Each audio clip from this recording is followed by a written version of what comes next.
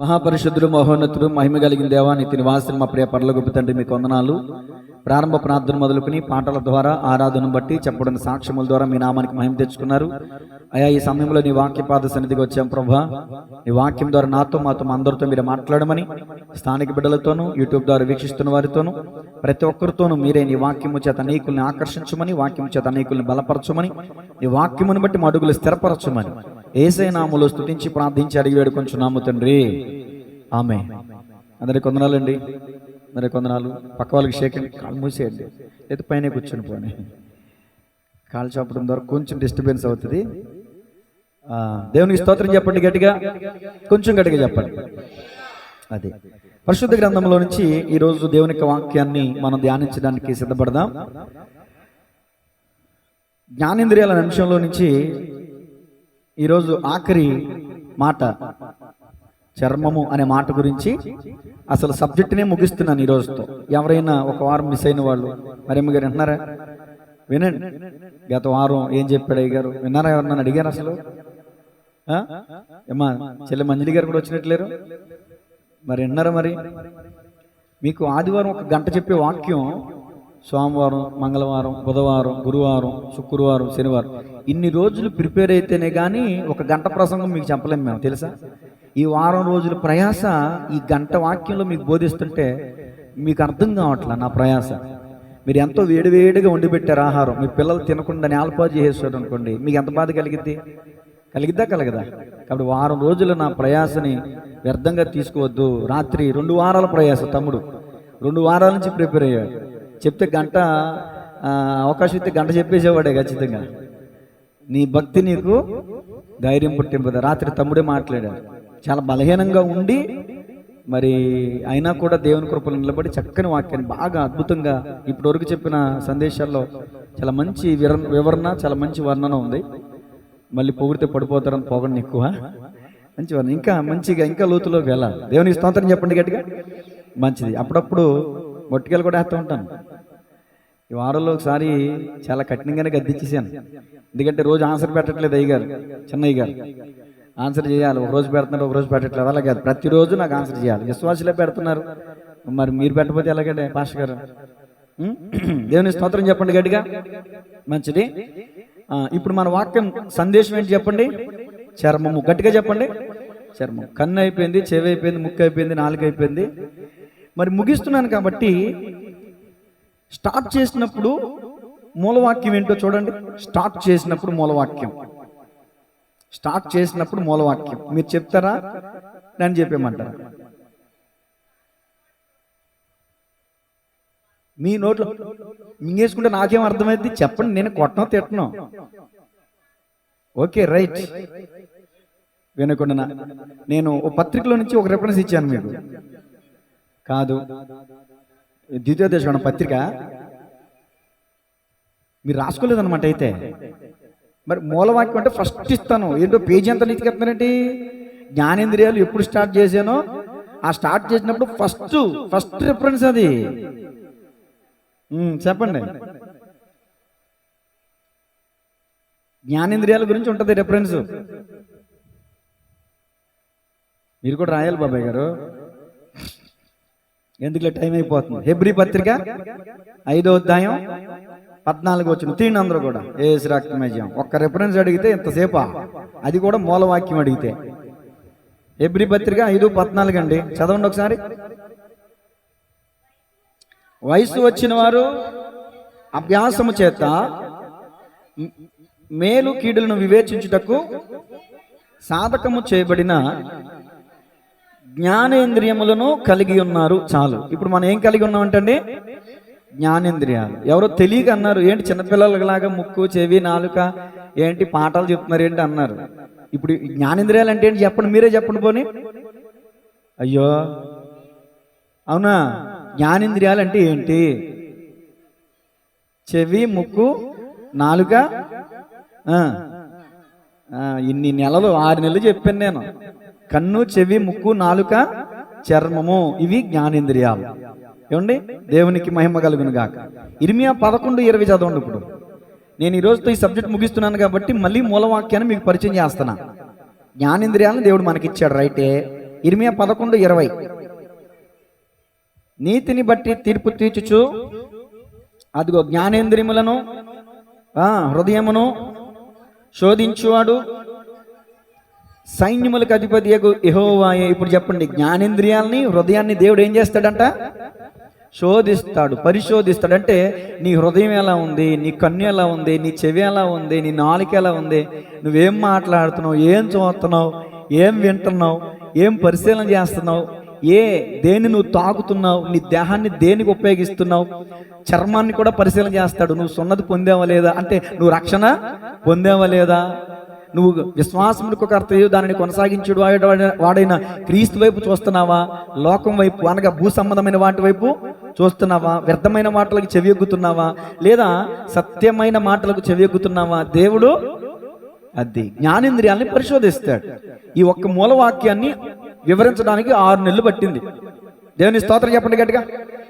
అమ్మయ్య, ఈ రోజుతో ముగింపు అయిపోతుంది. దాన్ని సంతోషంగా ఉన్నవాళ్ళు దేవుని స్తోత్రం చెప్పండి. ఎంత బాధగా విన్నారో బామ్మ, నాకు అర్థం లేదండి. దేవునికి స్తోత్రం చెప్పండి గట్టిగా. హల్లెలూయా. నిద్రపోవాలి గట్టిగా చెప్పాలి హల్లెలూయా.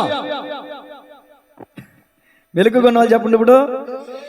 హల్లెలూయా అన్నారు, ఎలవై అన్నారా? హల్లెలూయా అన్నారా? ఏంటో మేము కొనుక్కుంటున్నారు ఏంటో మరి. లేవియాకాండం ఈరోజు చర్మము చెప్పేశాను ఆల్రెడీ. దేహము దేహ చర్మము చెప్పేశాను ఆల్రెడీ. ఈ 2 చెప్పేశా. ఇప్పుడు చెప్పేది ఏంటంటే దేహము. చర్మము అయిపోయింది, దేహ చర్మము అయిపోయింది. ఇప్పుడు ఆఖరి మాట జ్ఞానేంద్రియాలు అనే సబ్జెక్ట్ లోంచి ఆఖరి మాట దేహము. రాసుకున్నారండి? దేహము. దేహము అనగా బాడీ. ఓకేనా? ఎస్. కొంతమంది ఇంగ్లీష్ వాళ్ళు ఉన్నారు, అందుకని ఇంగ్లీష్ మాట్లాడండి. ఓకేనా? ఇప్పుడు లేవియాకాండం 19వ అధ్యాయం 28వ వచనం. ఏంటి దేహం గురించి పరిశుద్ధ గ్రంథం ఏం చెప్తుంది? నవీన్ గారు అంటున్నారా? మనం ఒక మూలవాక్యాన్ని తీసుకోవాలి, దాని తర్వాత ఏం చేయాలి? ధర్మశాస్త్రంలోకి వెళ్ళి మూలవాక్యం లేకుండా మొత్తం వాక్యం ఉందో చెప్పేసావు రాత్రి ఏజ్ రక్తం విజయం. ఇప్పుడే కదండి మెచ్చుకున్నారు అయ్య గారా. మరి అదే మరి మెచ్చుకుంటాం, మరి గెలుతాం, చాలా పాట పాడతాం. మరి లేవియాకాండం 19వ అధ్యాయం నచ్చిన వారి కొరకంటే సచ్చిన వారి కొరకుందా? ఏసు రక్తం విజయం. నాకేంటి అట్లనే పడింది? ఒక్క నిమిషం ఆగి, నేను కూడా చెప్తాను. చచ్చిన వారి కొరకు, నిజమే, చచ్చిన వారి కొరకు మీ దేహమును చీరుకొనకూడదు. పచ్చబొట్లు, అది నేను ఈ పచ్చబొట్ల గురించి నేను అది నచ్చిన వారి కొరకేమో అనుకున్నాను నేను. ఏ పచ్చబొట్లు ఉంది కదా, నచ్చిన వాళ్ళ కోసం కదా వేసుకుంటారు. చచ్చిన వాళ్ళ కోసమేమో దేహం చీరుకుంటారు, నచ్చిన వాళ్ళ కోసమేమో పచ్చబొట్లు పడిపించుకుంటారు. పచ్చబొట్లు బ్యాచ్ ఎవరు ఉన్నారు ఇప్పుడు మన సంఘంలో? ఉండే ఉంటారు. దేవునికి స్తోత్రం చెప్పండి గట్టిగా. ఎంత కష్టమైనా, ఎంత ఏడుపైనా, ఎంత బాధైనా మా ఆయన పేరు, నా లవర్ పేరు, నా కొడుకు పేరు, మా అమ్మ పేరు, మా నాన్న పేరు, యేసు రక్తం విజయం. దేహం ఇచ్చింది నీకు పచ్చబొట్లు పొడిపించుకుంటా కాదు. మళ్ళీ మూలవాక్యం చదవండి 28వ వచనం ఫస్ట్ నుంచి. చచ్చిన వారి కొరకు మీ ఫస్ట్ మరియమ్మ చదివినప్పుడు ఇంకెవరు చదవకూడదు, అక్కడ ఇచ్చేయాలి. ఇంకో రిఫరెన్స్ అప్పుడు మీ ఇష్టం, చదవమ్మా. మీ దేహమును చీరుకొనకూడదు, పచ్చబొట్లు మీ దేహమునకు పొడుచుకొనకూడదు, నేను మీ దేవుడనైనా యెహోవాను. ఇది దేవుడిచ్చిన కట్టడ. ఆనాటి ఇజ్రాయేలీలకే కావచ్చు, ఈనాటి దేవుని యందు విశ్వాసం ఉంచిన వారికి కావచ్చు, దేహం మీద పచ్చబొట్లు, I love you ma'am, I love you అమ్మా, I love you darling, I love you husband. నువ్వు ఏ పేరు ఎత్తుకుంటావో, ఎవరి గురించి రాసుకుంటావు నాకు అనవసరం. మా అమ్మ గురించే కాదండి, దేవుడు చెప్పాడు అంతే, చేయకూడదంటే చేయకూడదు అంతే. పచ్చబొట్లు పొడుచుకోవడానికి కాదు, దేవుడు నీకు దేహాన్ని ఇచ్చింది.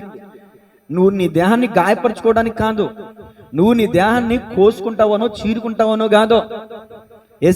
స్టీవెన్సన్ గారు ఒక పాట పాడారు, ఎవడండి బాబు వీడు ఎంత చెప్పినా వినడు, ఎవడండి బాబు వీడు, వస్తే పాడండి. ఎంత చెప్పినా వినడు, గుప్పుని వదిలేస్తాడు, తప్పంటే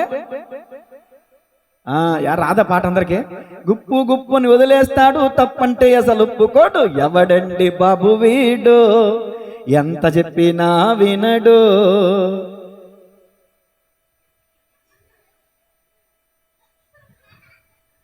సరి చేసుకున్నా ఎక్కడ చూసుకున్నా, ఎక్కడ పచ్చబొట్లు ఉన్నాయని, దాని తర్వాత సరి చేసుకుంది. నా వైపు చూడే వినాలి, ఎవరిని వదలను నేను. దేవునికి స్తోత్రం చెప్పండి గట్టిగా, గట్టిగా చెప్పండి. ఎందుకు ఒప్పుకోడంటే నా ఒళ్ళు నా ఇష్టం. ఏమంటాడండి? నా ఒళ్ళు నా ఇష్టం, నేను తాగుతా, కాలుతా, తీటుకుతా, నీకేంటి అడగటానికి? నువ్వేమన్నా డబ్బు ఇస్తున్నావా? నువ్వేమన్నా కొని పెడుతున్నావా? ఇదే కదండి అనేది మాటలు. ఎవరినైనా పొరపాటున్నారు, ఎందుకురా బాబా కాలుతుంటే, నా ఇష్టం, నా లైఫ్ నా ఇష్టం, నువ్వెవడో చెప్పడానికి. కొంతమంది పైకి అనలేక లోపల అనుకుంటారు, వెళ్ళి చెప్పావు చెల్లరు నువ్వెవడు నా చెప్పడానిక. కొంతమంది పైకి అంటారు, కొంతమంది లోపల అనుకుంటారు. సరే, దేవుని వాక్యం చెప్తుంది నీ ఒళ్ళే కావచ్చు. ఈ మాట కొంచెం కఠినమైన పదమే, నన్ను క్షమించాలి, ఇంకా వేరే వాడడానికి లేదు ఇంకా అవకాశం. మీ దేహమే కావచ్చు, మీ సొత్తే కావచ్చు, కానీ దేవుని వాక్యం చెప్తుంది మనం మన సొత్తు కాదు, మనము క్రీస్తు రక్తం ద్వారా కడగబడిన వారం. చెప్పండి ఎవరు? మీ దేహము మీ సొత్తు కాదు. నేను తర్వాత రిఫరెన్స్ కూడా ఇస్తాను నేను దానికి. దేవునికి వాక్యం చెప్తుంది, దేవుడే స్పష్టంగా చెప్తున్నాడు, చచ్చిపోయిన వాళ్ళ కోసం అండి గుండెలు బాదుకుని ఒంటిని చీరుకుంటారంట, బ్లేడ్తో కోసుకుంటారంట. అది దెయ్యం పట్టిన వాళ్ళు చేసే పనులండి అవి. దేవుని పిల్లలైనటువంటి వాళ్ళు ఇప్పుడు చచ్చిపోయిన వాళ్ళ కోసం మనం ఒళ్ళు చీరుకున్నంత మాత్రాన చచ్చిపోయిన లేస్తాడండి? లేస్తాడా చెప్పండి? పోనీ చచ్చినోడు లేస్తాడంటే కోసుకుందాం. పోనీ మనం నరాలు కోసుకున్నా, పేక్ కట్ చేసుకున్నా, మనం చత్తాంగా నా లేవడగా. కాబట్టి చచ్చిన వారి కోసం నీ దేహాన్ని చీరుకోవద్దు, నెంబర్ 1. తర్వాత నీ దేహం మీద పచ్చబొట్లు పొడుచుకోకూడదు. నేను నీ దేవుడైన యెహోవాను. దేవుడు జ్ఞాపకం చేస్తున్నాడు, నీ దేవుడైన యెహోవాను. యెహోవా అంటే పరిశుద్ధుడు. యెహోవా అనేది పేరు కాదండి, చాలా మంది పేరు అనుకుంటారు చాలా మంది. యెహోవా అనేది ఆయన వ్యక్తిత్వాన్ని తెలియజేస్తుంది. యెహోవా అనగా స్వయంభవుడు, తనగా సృజింపబడిన వాడు, సృజనాత్మకుడు, పరిశుద్ధుడు. ఆయన యొక్క వ్యక్తిత్వాన్ని తెలియపరిచేది యెహోవా. అందుకనే మోషేతో అన్నాడు, యెహోవా అనే నా పేరుని ప్రకటించేదను. పేరును ప్రకటించడం ఏంటి? నేను పరిశుద్ధుడును, నీతి గలవాడును, కృపగలవాడును, శాంతి గలవాడును. ఆయన వ్యక్తిత్వ లక్షణాలన్నీ తెలియజేసేదే యెహోవా. చాలా మందికి యెహోవా తండ్రి, యేసయ్య కొడుకు, పరిశుద్ధాత్మ అంటారు, ఆత్మ అని వేరు చేస్తారు. అలా చూడకూడదండి. యేసు అనేది కూడా పేరు కాదు. యేసు అనేది అనే మాటకు అర్థం రక్షకుడు అని అర్థం. కాబట్టి గమనించాలి, దేవుడు స్వయంభవుడు, తానుగా సృజింపబడినవాడు, పరిశుద్ధుడు. దేవుడు నీకు దేహాన్ని ఎందుకు ఇచ్చాడంటే దేవుని మహింపరచు. నీకు ఇచ్చిన దేహాన్ని బట్టి, కళ్ళుని బట్టి దేవునికి స్తోత్రం చెప్పు, నోటిని బట్టి దేవునికి స్తోత్రం చెప్పు, గుండెని బట్టి దేవునికి స్తోత్రం చెప్పు, లివర్ని బట్టి దేవునికి స్తోత్రం చెప్పు, నీవు కలిగిన ప్రతి అవయవాన్ని బట్టి దేవునికి స్తోత్రం చెప్పు. దేవుని మహిమపరచడానికే దేవుడు నీకు దేహం ఇచ్చాడు తప్ప పచ్చబొట్లు పొడిపించుకోవడానికో, నీ దేహాన్ని నువ్వు చీరుకోవడానికో, నీ దేహాన్ని నువ్వు పాడు చేసుకోవడానికో కాదు. దేవునికి స్తోత్రం చెప్పండి గట్టిగా.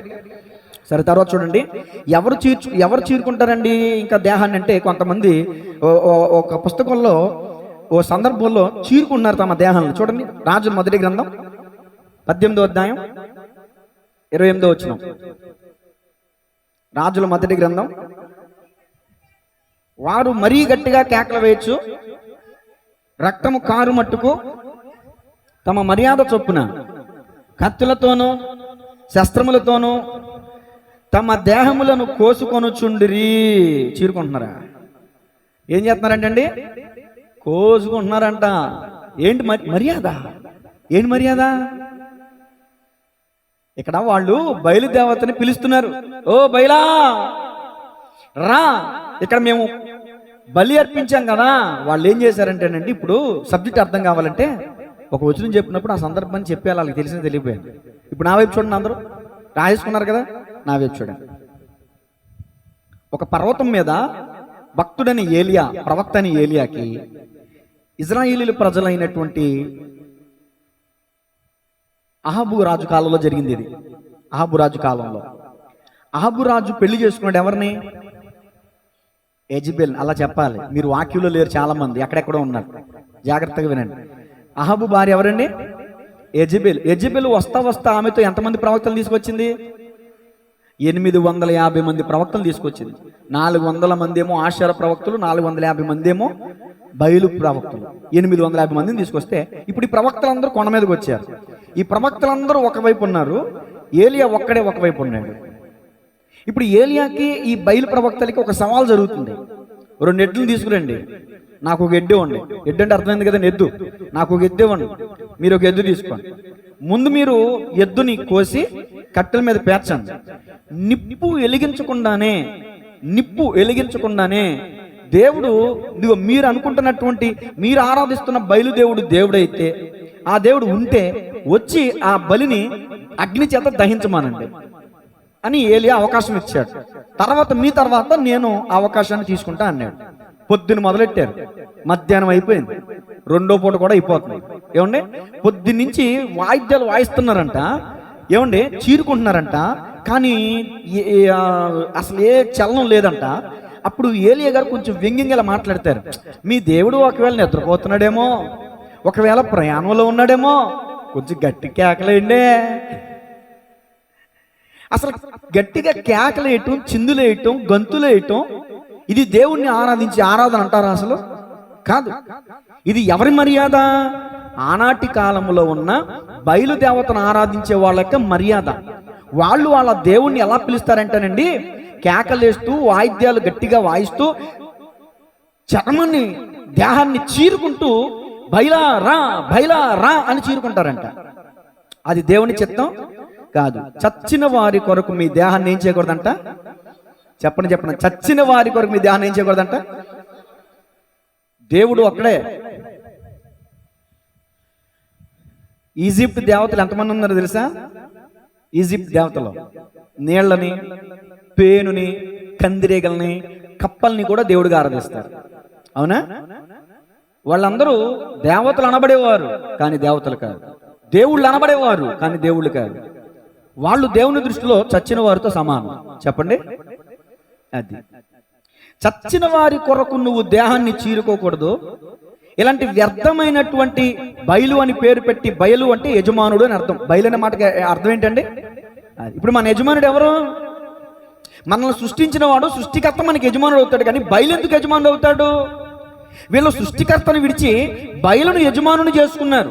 ఆ బయలు అన్నవాడు ఉన్నాడా? లేడు. కానీ జీవము కలిగిన దేవుడు ఏమంటాడు తెలుసా? నేను ఉన్నవాడును అంటాడు. చెప్పండి, దేవుడు ఏమై ఉన్నాడు? ఉన్నవాడును అని ఆయనే చెప్పాడు ప్రకటన గ్రంథం 1వ అధ్యాయం. నేను ఉన్నవాడును. ఆయన ఉన్నవాడు కానీ బయలు లేనివాడు. లేనివాని కోసం, చచ్చిపోయిన వాని కోసం, జీవం లేని వాటి కోసం మనం గంతులేసి, కేకలేసి, దేహాన్ని చీరుకున్నంత మాత్రాన లేనివాడు రాడు. నువ్వు కృప పొందుకోవడం అసాధ్యం. నువ్వు కృప పొందుకోవాలంటే నిన్ను సృష్టించిన సృష్టికర్తని దగ్గరికి రావాలా? దేవునికి స్తోత్రం చెప్పండి గట్టిగా. సాయంత్రం వాళ్ళ టైం అయిపోయింది. ఇప్పుడు ఏలియా గారు వచ్చారు. కట్టెలు క్రమంగా పేర్చారంట. అద్భుతమైన మాట ఇది. కట్టెలు క్రమంగా పేర్చారంట. కింద నీళ్లు పోయలేదంట, క్షమించాలి, నీళ్లు సమృద్ధిగా పోసారు.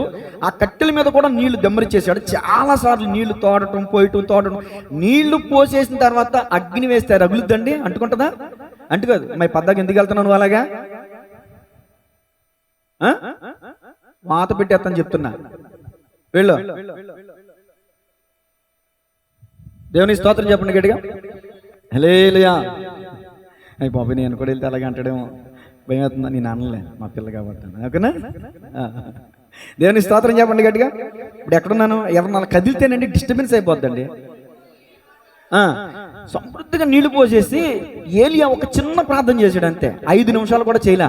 అయ్యా, జీవము కలిగిన దేవుడైన సైన్యం, అక్కడ చదవండి, అక్కడ ఏమని ఆ ప్రార్థన మాత్రమే చదవండి. 18వ అధ్యాయం 37వ వచనం. యెహోవా, నా ప్రార్థన ఆలకించుము. యెహోవావైన నీవే దేవుడువై ఉన్నావనియు, నీవు వారి హృదయములను నీ తట్టుకు తిరగజేయదువనియు ఈ జనులకు తెలియనట్లుగా నా ప్రార్థన అంగీకరించుము. అతడు ఇలాగున ప్రార్థన చేయుచుండగా యెహోవా అగ్ని దిగి దహనబలి పశువుల కట్టెలను, రాళ్లను, బుగ్గిని దహించి కందకమందున్న నీళ్లను ఆరిపోచేసెను. అసలు ఆ కట్టెల మీద ఉన్న ఎద్దు మాంసాన్ని దహించడమే కాదు, ఆ కట్టెల కింద ఉన్న నీళ్లను కూడా ఆకాశం నుంచి అగ్ని దిగి వచ్చి ఆ దహన బలిని అంగీకరించిందానికి సాదృశ్యం అది. అంటే ఏలియా ప్రార్థన దేవుడు విన్నాడు. ఎన్ని వచనాలు చేశాడు చెప్పండి ఇక్కడ ప్రార్థన. అది బయలు చూడండి, ఎన్ని వచనాలు ఉన్నాయో వాళ్ళకి, ఎన్ని వచనాలు ఉన్నాయో, ఎంత టైం పట్టిందో ఉదయం నుంచి సాయంత్రం వరకు చీరుకుంటూ, కేకలేస్తూ, గంతులేస్తూ. పరిశుద్ధ గ్రంథంలో ఒక మాట ఉంటుంది, దేవుడు అల్లరికి కర్త కాడు. ఈ మాట నాతో కలిసి చెప్పండి. దేవుడు అల్లరికి కర్త కాడు. మనం కూడా క్రైస్తవ సమాజంలో కూడా ఇలాంటి పిచ్చి చేష్టలు జరుగుతున్నాయి. ఖచ్చితంగా పరిశుద్ధాత్మ దేవుడు ఉండడండి అక్కడ. మనం కూడా వాయించాం కదండి, నిజమే, వాయిద్యాలు వాయించడం మంచిదే. ఆ వాయిద్యాలు వాయించినప్పుడు ఆత్మతో సత్యముతో మనం ప్రభువుని ఆరాధించాలి, కానీ ఉద్రేకానికి చోటు ఇవ్వకూడదు. ఉద్రేకపరచు దురాత్మలు కూడా ఎగిరి గంతులేయటం కానీ, ఏమండి పక్క వాళ్ళకి గాయాలయ్యేలాగా చేయటం కానీ, మనకు మనం గాయాలయ్యేలా చేసుకుంటాం కానీ, అది విచక్షణ కోల్పోవటం అంటారు. ఉద్రేకానికి చోటు ఇవ్వటం అంటారు. పరిశుద్ధాత్మ నీలోకి వచ్చినప్పుడు నీలో ఉన్న పాపాన్ని ప్రేరేపింపజేస్తాడు, ఒప్పింపజేస్తాడు. అప్పుడు నువ్వు ఏడుస్తావు, కన్నీరు విడిస్తావు, గంతులు వెయ్యం. దేవుని సన్నిధిలో గంతులు వేయకూడదు.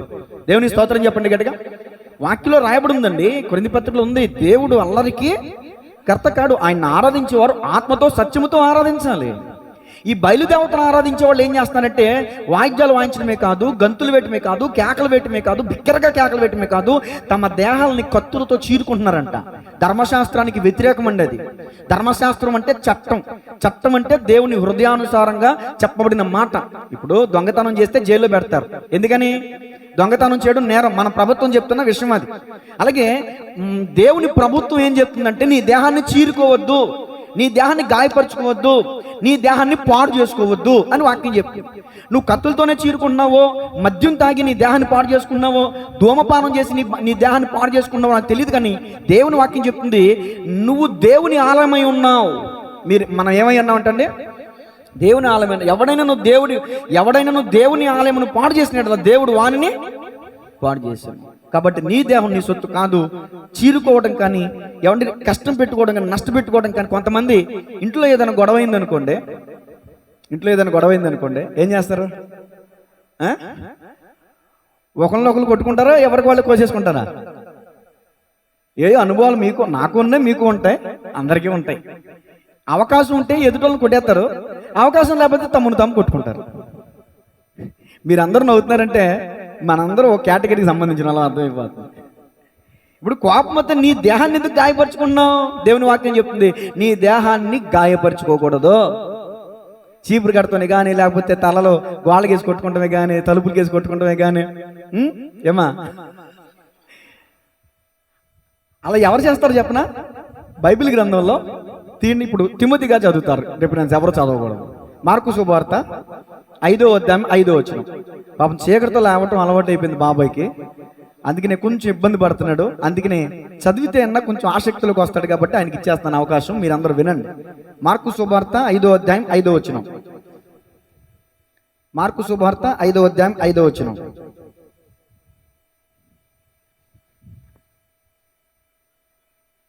ముప్పై 34వ పేజీ, కొత్త నిబంధన. ఎంత ప్రేమో తీసారా? మరి అది ప్రతి రిఫరెన్స్ తీయాలి, చదవాలి, ఏం చెప్తున్నాడు అయ్యగారిని వినాలి, వినే దాని మీద ఆసక్తి నిలపాలి. అప్పుడు మనకి డిస్టర్బెన్స్ రాదు. తీశారు, చదవండి. 5:5. వాడు ఎల్లప్పుడూ రాత్రింబగళ్ళు సమాధులలోను కొండలలోను కేకలు వేయచ్చు, తన్ను తాను రాళ్లతో గాయపరుచుకొనుచుండెను. చాలు. ఎవడాడు? సేన పట్టినాడు. సేన అనగా 2000 మంది. సేన అంటే 2000 దెయ్యాలు పట్టినాడు. ఒక్క దెయ్యం కాదు, 2 దెయ్యం కాదు, 3 దెయ్యాలు కాదు, అనేకమైన దెయ్యాలు పట్టేసినాయి అంట. ఒక్కడిని అనేక దెయ్యాలు పట్టేసినాయి అంట. ఇప్పుడు చెప్పండి, తన్ను తాను గాయపరుచుకునేవాడు, ఇతరుల్ని గాయపరిచేవాడు ఎవడో? అపవాది సంబంధి. కొట్టాను చెప్పట్లు గట్టిగా తిమోతి గారికి. ఇక నుంచి మనల్ని మనం గాయపరచుకొనకుందుముగాక. చెప్పరే, దేవుని స్తోత్రం చెప్పండి గట్టిగా. మన దేహం అనేది ఒక నివాసం. ఈ మాట ఎక్కడుందో తెలుసా? కొరింథీయులకు రాసిన 2వ పత్రిక 5వ అధ్యాయం 1వ వచనంలో ఉంది. అక్కడ ఈ దేహాన్ని ఏమని పోల్చారు చూడండి. 2 కొరింథీ 5:1. భూమి మీద మీకు వందనాలు తెల్లా, చదవండి. భూమి మీద మన గుడారమైన ఈ నివాసము శిథిలమైపోయినను చాలు. ఇప్పుడు ఇదిగో నా వైపు చూడండి. ఇప్పుడు చదివినప్పుడు బైబిల్ చూడాలి, విని చెప్పేటప్పుడు నా వైపు చూడాలి. ఇంకా పలవి చూడలేదు పైకి. బీ సీరియస్, చాలా సీరియస్గా ఉండాలి. ఇదిగో ఈ దేహం గురించి మాట్లాడుతున్నాడు అక్కడ పౌలు గారు. ఈ దేహానికి 2 పేర్లు ఉన్నాయి అక్కడ, గుడారము, నివాసము. చెప్పండి ఏంటండి? గుడారము, నివాసం. ఈ నివాసంలో ఎవరుండాలి? దేవుని ఆత్మ ఉండాలి, దురాత్మ ఉండటానికి వీల్లేదు. ఈ శరీరం అనేది ఒక అద్దె కొంప. 70 సంవత్సరాలు అధిక బలం ఉంటే 80 సంవత్సరాలు. మనం లౌకిక ఆత్మను కలిగి ఉన్నాం. అంత మాత్రమే కాదు, లౌకిక ఆత్మ కాదు, మనం ప్రార్థన లేకుండా, వాక్యం లేకుండా ఉంటే సాతానుగోడు కూడా వచ్చి ఈ దేహంలో కూర్చుంటాడంట. ఇప్పుడు రాత్రింబగళ్ళు రోడ్ల మీద తిరిగేవాడు ఎవడైతే ఉంటాడో, అందరిని అంటలేదండి, పని పాట లేకుండా. ఇప్పుడు ఐస్ క్రీమ్లు అమ్మేవాళ్ళు ఉంటారు, వాళ్ళు వ్యాపారం కోసం, పట్టుబుట్టు కోసం రోడ్డు మీద ఉంటారు, తప్పేం కాదు. ఏ పని లేకపోయినా రోడ్లు తిరుగుతారు చూడండి, అక్కడక్కడ ఆ పొలిమేరలో, లాగుల్లో, లేకపోతే అక్కడెక్కడ తిరుగుతారు చూడండి, కూర్చుంటారు చూడండి. ఇప్పుడు ఎవరిని తిట్టేస్తారేమో, ఏసు రక్తమే చేయం. దేవునికి స్తోత్రం చెప్పండి గట్టిగా. నేను అంటాను, పని పాట లేకుండా రోడ్లంట అర్ధరాత్రులు తిరుగుతూ ఉంటారు చూడండి. అర్ధరాత్రులు వచ్చి తలుపులు కొడతారు చూడండి, వీడేదో సాధించుకొచ్చినట్టు, నైట్ డ్యూటీకి వెళ్ళి కష్టపడి వచ్చినట్టు, పేదల దాకా తాగేసి, కడుపు నుండి తినేసి, ఇంట్లో భార్య పిల్లలు తిన్నారా లేదా, ఉన్నారా లేదా, సచ్చారా బతికారా అని పట్టించుకోకుండా ఇష్టానుసారంగా తిరిగేసి అర్ధరాత్రులు ఇంటికి వచ్చి తలుపులు కొడతారే, వాళ్ళు దెయ్యం పట్టినోళ్ళు. ఎవరైనా సరే, ఐ డోంట్ కేర్. అలాంటి పొజిషను, అలాంటి ప్రవర్తన, అలాంటి బిహేవియర్ కలిగిన వాళ్ళు ఎవరైనా దెయ్యం పట్టుడు. సేన పట్టినోడు వాడు ఎల్లప్పుడు ఎక్కడ ఉన్నాడంట? అసలు సమాధిలోకి వెళ్తాం ఏంటి పిచ్చ కాకపోతే? సమాధికి ఎప్పుడు వెళ్తాం? ఏమన్నా పూర్తిగా వెళ్ళినప్పుడు వెళ్తాం మనం. మరి పత్తగా వెళ్తామా? సమాధుల్లోకి వెళ్తామేంటి? ఎప్పుడు చూసినా రోడ్డు మీద ఉన్నాడంట. వీడి కేకలు ఎత్తంటేనంట, వీడి కేకలు సరుపుల్లాగా ఉంటాయంట. ఒక్కొక్కరికి వీపు మీద చాలా పెట్టి కొడితే ఎట్లా ఉంటుంది? వీడి కేకలకి జనాలలో బెంబేలు ఎత్తుకుంటున్నారంట. ఒరే వాడు వస్తున్నాడు దెయ్యం పట్టుకోండి, ఎక్కడికక్కడ ఎవరికల్లా ఇండ్లకి వెళ్ళిపోయి తలుపులు వేసుకుంటున్నారంట. దెయ్యం పట్టినోడు ఏం చేస్తాడంటే, వాడిని కట్టేసినా సరే గొలుసులు కూడా దింపేసుకుంటాడంట. వాడు దేహాన్ని చీరేసుకున్నాడు, వాడు కొట్టుకున్నాడు, ఎవడన్నా కనబడితే రాగి పెట్టి కొట్టేస్తున్నాడు. దేవుని స్తోత్రం చెప్పండి గట్టిగా, హల్లెలూయా. కాబట్టి దెయ్యం చేసే పనులండి ఇవి. దెయ్యం మన ఇంటిలో ఉంటుందా? ఇల్లు అంటే మీరు కట్టుకున్న జమ్మిల్లు, బిల్డింగ్ ఇల్లు గురించి నేను చెప్పట్లేదు. మీ దేహమే మీకు ఒక ఇల్లు. మీకు రిఫరెన్స్ తో సహా ఎవిడెన్స్ ఇస్తాను చూడండి. ఇప్పుడు లూకా సువార్త 11:24. లూకా సువార్త, నిజమా ఈ దేహం అనేది ఒక ఇల్లా, ఒక నివాసమా? ఏంటి అపవిత్ర ఆత్మ వచ్చి నివాసం చేస్తుందా? చదవండమ్మా. అపవిత్రాత్మ ఒక మనుషుని వదిలిపోయిన తర్వాత, ఏమండి అపవిత్రాత్మ ఎవరిని వదిలిపోయిందండి? ఎవరిని వదిలిపోయిందండి? అది తర్వాత ఈడితే ఇంకెందుకులో గోల, ఒక మొక్క వదిలేసింది అంతే. ఎంత రోషం వచ్చేసిందో, అయ్యి బాబోయ్, కొద్ది నెమ్మదిగా చెప్పండి. ఇంకోసారి అడిగితే చదవక. అపవిత్రాత్మ ఒక మనుషుని వదిలిపోయిన తర్వాత అది విశ్రాంతి వెతుకుచు నీరు లేని చోట్ల తిరుగుచుండును.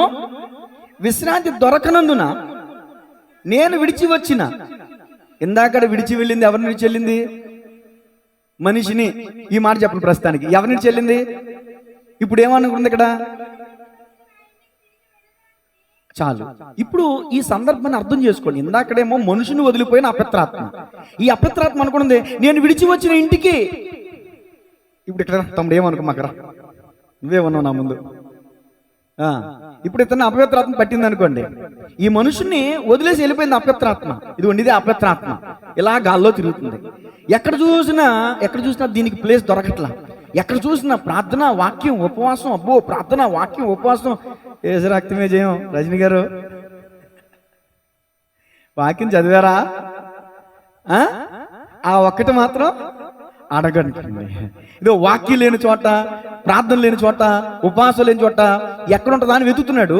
ఎక్కడ ప్లేస్ దొరకనందున ఇప్పుడు ఈ అపవిత్రాత్మ అనుకున్నాడు, నేను విడిచి వచ్చిన నా ఇంటికి. ఇప్పుడు ఈ మనిషి ఎవరు చెప్పండి?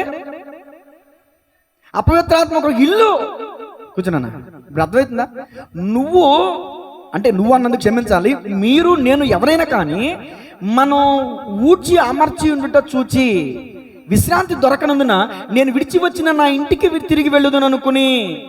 మొదట రాయబడింది మనిషిని వదిలి అని, తర్వాత అక్కడ ఉంది నేను విడిచి వచ్చిన ఇంటికి తిరిగి వెళతాను అని.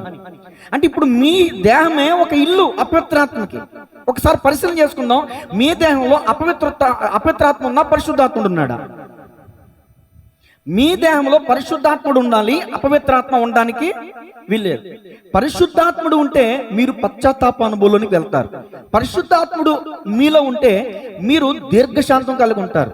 అపవిత్రాత్మ మీ ఇల్లు అనబడిన మీ శరీరంలో ఉంటే కేకలేస్తారు, నిశ్శబ్దంగా ఉండరు, మౌనంగా ఉండరు.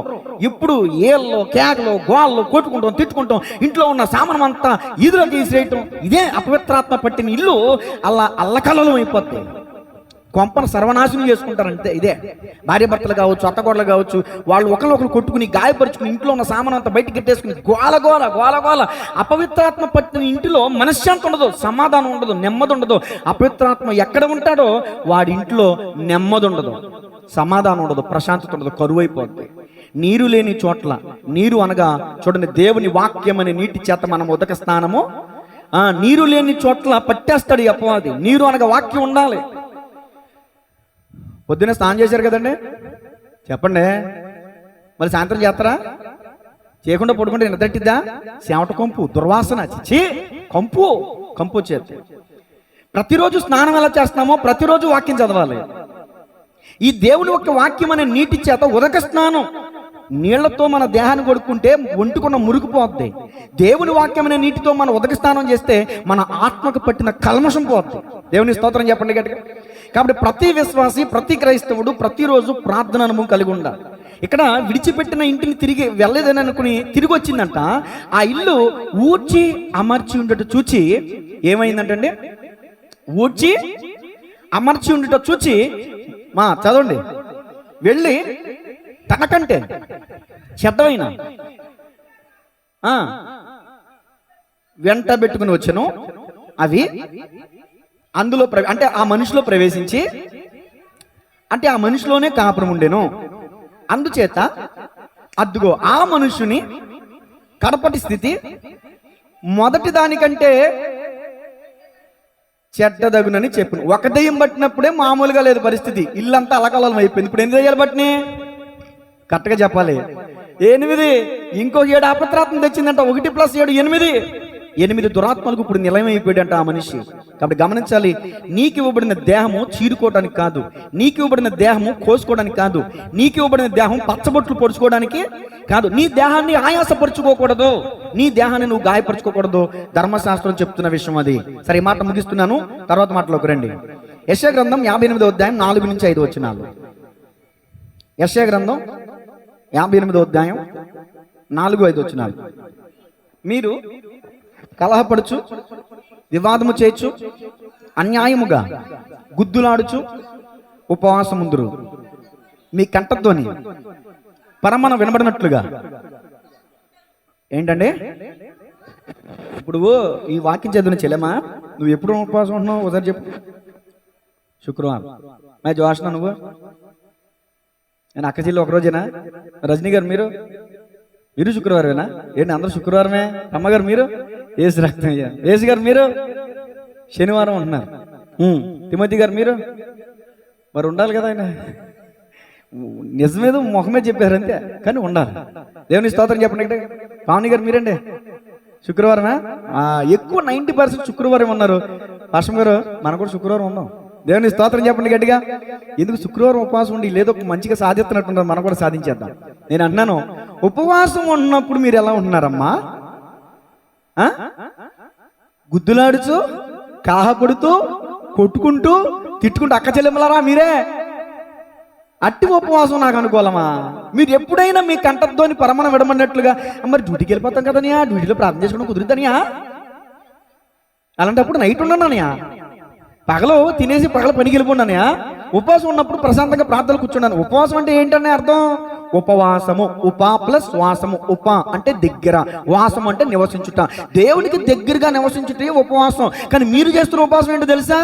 అన్నం నీళ్ళు మానేసి కడుపు కొట్టుకుని, నేను తిన్నాం, అబ్బే నేను తాకను, నువ్వు కూడా మింగను, ఇది ఉపవాసమా? మీ ప్రాణంలో ఆయాసపరుచుకుని నేను చెప్పానా? దేవుని స్తోత్రం చెప్పండి గట్టిగా. గుద్దులాడుకుంటూ మీ దేహాన్ని గాయపరుచుకుంటూ ఉపవాసం ఉన్నారే కానీ పేరుకి ఉపవాసం, పేరుకి భక్తి, కానీ దేవునికి మీ స్వరం, మీ కంఠధ్వని వినబడినట్లుగా ఏనాడు మీరు ప్రార్థన చేసిన వాళ్ళు కాదంట. ఇంకా ఉపవాసం వల్ల ఉపయోగం ఏంటి? వీళ్ళు ఉండేది ఉపవాసమే, ఉపవాస ప్రార్థన కాదు. దేవుని స్తోత్రం చెప్పండి గట్టిగా. అంటే మీరని కాదమ్మో, ఏదో చెప్తున్నాను అంతే, మాట వరసకే. సామెతల గ్రంథం 3వ అధ్యాయం 5 నుంచి కొన్ని విషయాలు. చాలా మంది ఈరోజు దేహం పాడైపోయింది. నీ స్వబుద్ధిని ఆధారం చేసుకొనక నీ పూర్ణ హృదయముతో యెహోవా యందు నమ్మికుంచుము. నీ ప్రవర్తన అంతటి యందు ఆయన అధికారమును ఒప్పుకొనుము. నేను జ్ఞానిని కదా నీవు అనుకొనవద్దు. యెహోవా యందు భయభక్తులు కలిగి చెడుతనమును విడిచిపెట్టుము. అద్దుగో అప్పుడు నీ దేహమునకు ఆరోగ్యమును నీ ఎముకలకు సత్వయు కలుగును. చాలండి. నా సబ్జెక్ట్ ఏంటంటే దేహం. ఏమో పావని అన్నావా?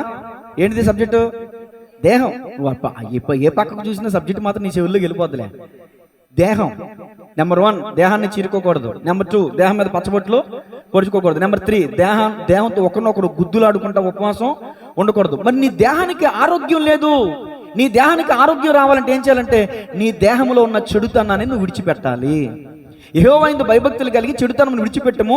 అప్పుడు నీ దేహమునకు ఆరోగ్యము, నీ ఎముకలకు సత్తువ కలుగును. చాలా మంది ఈరోజు అలా పడిపోతున్నారు. ఎముకలు ఇరిగిపోతున్నాయి. ఎముకల్లో బలం లేదు, సత్తు లేదు, గుజ్జు అరిగిపోయింది. ఈ వాటర్ వల్ల లేకపోతే మన తినే తిండి వల్ల, అబ్బో మన తినే తిండి కూడా మొత్తం కలుషితం అయిపోయింది. అర్థమవుతుందండి?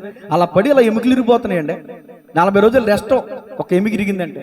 ఎముకల్లో స్వస్థత లేదు, దేహంలో స్వస్థత లేదు, ఆరోగ్యం లేదు. ఎందుకు లేదు? నీ దేహంలో చెడుతనం ఉంది. ఆ చెడుతనమును బట్టి నీ దేహం పాడైపోతుంది. అక్కడ వాక్యం చెప్తుంది, నీ స్వబుద్ధిని ఆధారం చేసుకోవద్దు, నీ సొంత తెలివితేటలను ఆధారం చేసుకోవద్దు. ఆయన అధికారమునకు నువ్వు ఒప్పుకోవాలంట. దేవుని స్తోత్రం చెప్పండి గట్టిగా. ఏంటి అధికారం? ఒక అమ్మాయిని ఒక అబ్బాయి పెళ్లి చేసుకుంటాడు. ఇప్పుడు ఈమె ఇష్టాలన్నీ వదిలేసుకుంటది, భర్త మీదే ఆధారపడద్ది, భర్తకే లోబడద్ది. ఇక ఆ భార్య యొక్క అధికారం, పూర్తి అధికారం ఎవరిది? భర్తదే. ఇప్పుడు నీనా అధికారం ఎవరిదే? ప్రభుదే. మనం మొండిమై ఉన్నాం. ఆయన ఏమై ఉన్నాడు? శిరస్సు లేని మొండానికి విలువ ఉంటుందా? ఉండదు. ఇదిగో ఈ శిరస్సు చెప్తుంది, చేయి పైకి లేపరా, లేపాను, కింద దింపరా, దింపాను, మజ్జిగ పెట్టరా, పెట్టాను. శిరస్సు ఏం చెప్తుంది? మొండువది చేస్తుంది. శిరస్సు చెప్పినట్టు మొండుని చేస్తున్నట్టు, శిరస్సు చెప్పినట్లుగా మొండుని చేస్తుంది. దేవుడు చెప్పినట్లుగా మనం బతకాలి. అప్పుడే మన దేహానికి ఆరోగ్యం, ఎముకలకు సత్తువ కలుగును అని వాక్యం చెప్తుంది. తర్వాత ప్రసంగి గ్రంథం 11:10.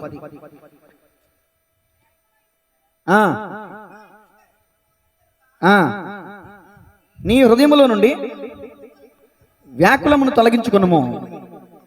అదిగో నీ దేహమును చెరుపు దానిని తొలగించుకొనుము. దేవుని స్తోత్రం చెప్పండి గట్టిగా. ఏంటి ఈరోజు మన దేహాన్ని పాడు చేసేది ఏంటి?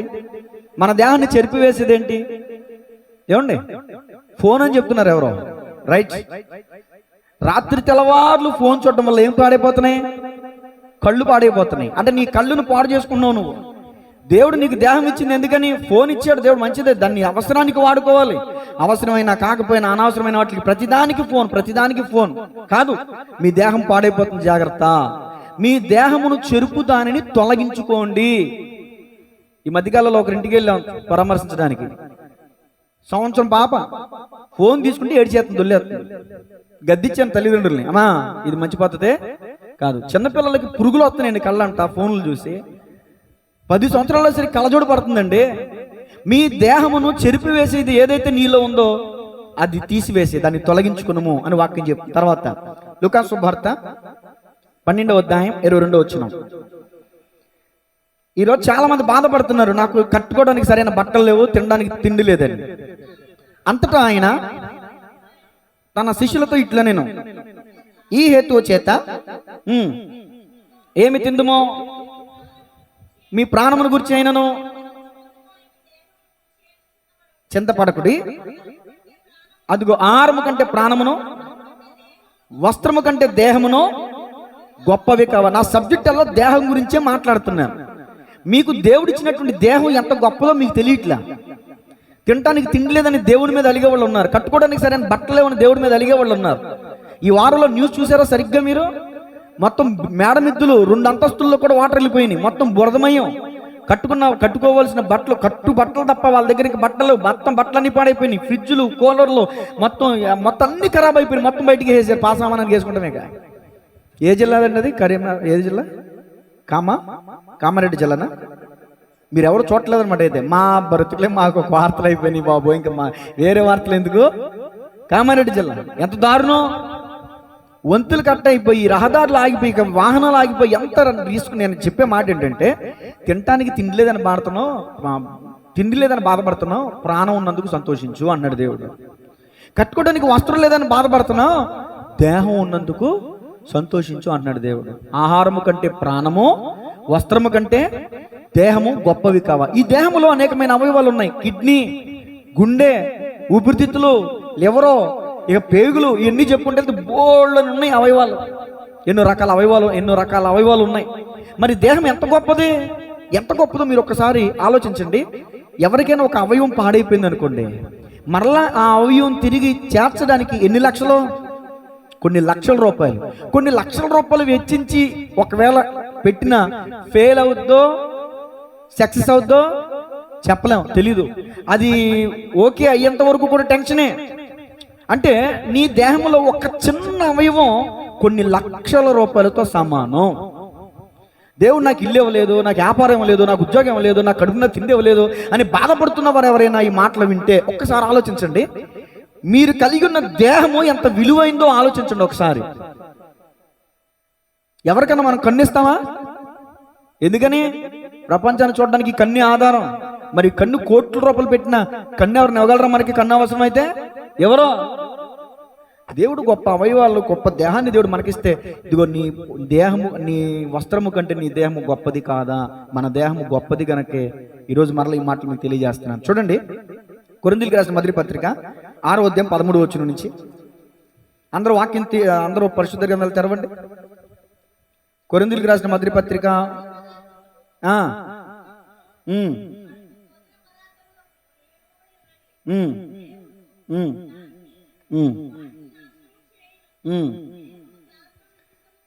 చాలా ప్రాముఖ్యమైన సబ్జెక్ట్ అండి. ఆక్రమణ చెప్పి ముగించేస్తాను 10 నిమిషాల్లో. దేహము జారత్వము నిమిత్తము కాదు గాని ప్రభువు నిమిత్తమే. ప్రభువు దేహము నిమిత్తమే. దేవుడు ప్రభువును లేపెను, మనల్ని కూడా తన శక్తి వలన లేపును. మీ దేహములు క్రీస్తునకు అవయవములై ఉన్నవని ఎరుగరా? నేను క్రీస్తు యొక్క అవయవములు తీసుకుని చేదునా? తగదు. వేషతో కలుసుకొనివాడు దానితో ఏక దేహమై ఉన్నాడని మీరు ఎరుగరా? వారిద్దరూ ఏక శరీరమైందురు కదా. అటువలే ప్రభుతో కలుసుకున్నవాడు ఆయనతో ఏకాత్మై ఉన్నాడు. జారత్వమునకు దూరముగా పారిపోవుడి. మనుషుడు చేయు ప్రతి పాపమును దేహమునకు అదిగో జారత్వం చేయువాడు తన సొంత శరీరమునకు హానికరముగా పాపము చేయుచున్నాడు. ఇదిగో మీ దేహము దేవుని వలన మీకు అనుగ్రహింపబడి మీలో ఉన్న పరిశుద్ధాత్మకు ఆలయమై ఉన్నదని మీరు ఎరుగరా? చాలా మంది అనుకున్నారు, నా ఒళ్ళు నా ఇష్టం. ముందు చెప్పాను కదా ప్రారంభంలో, మీరు మీ సొత్తు కాదు, విలువ పెట్టి కొనబడిన వారు గనుక మీ దేహముతో దేవుని మహిమ పరచుడి. చాలండి. అసలు ఈ పారాగ్రాఫ్ 7వ అధ్యాయం మొదటి నుంచి కూడా జారత్వం గురించే రాయబడి ఉంటుంది. 7వ అధ్యాయం మొదటి నుంచి 6 వచనాలు మళ్ళీ చదువుదాం. ఇప్పుడు మళ్ళీ ఒకసారి చెప్పినామండి, మీ దేహము జారత్వం కొరకు కాదు. చాలా మంది ఈరోజు పెళ్లి కాని యవనస్తులు పెళ్లి కాకముందే, ఎంగేజ్మెంట్ అయ్యిందో లేదో, ఏంటంటే ప్రీ వెడ్డింగ్ షూటా ఈ మధ్య కాలంలో వచ్చినాయి. ఒకప్పుడు ఉన్నాయండి అవి.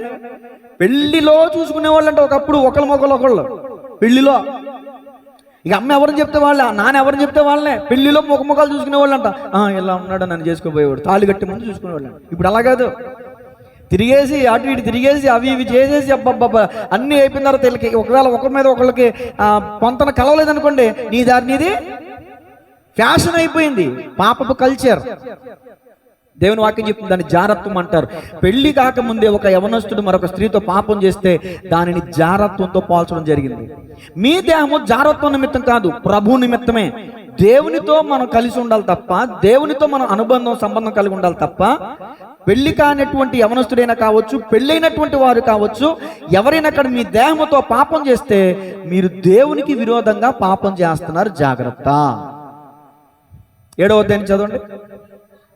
మీరు రాసిన వంటి విషయం, స్త్రీని ముట్టకుండుట పురుషునికి మేలు అయినను జారత్వములు జరుగుతున్నందున ప్రతి వానికి సొంత భార్య అద్దె భార్య, అద్దె భార్యని స్టెఫినీ అంటారంట.